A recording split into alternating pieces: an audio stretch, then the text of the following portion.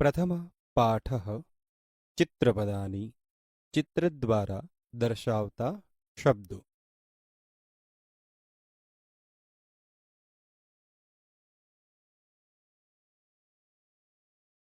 પુલ્લિંગ શબ્દો।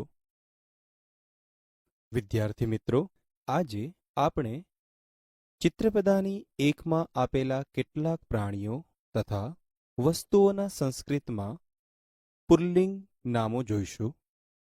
વૃષભઃ એટલે બળદ, ગર્ધવઃ એટલે ગધેડો, મેષઃ એટલે ઘેટું, નકુલઃ એટલે નોળિયો, મયુરઃ એટલે મોર, કાકઃ એટલે કાગડો, તાલઃ એટલે તાળું, દીપઃ એટલે દીવો, ઘટઃ એટલે ઘડો, સર્પઃ એટલે સાપ, મકરઃ એટલે મગર, મંડૂકઃ એટલે દેડકો।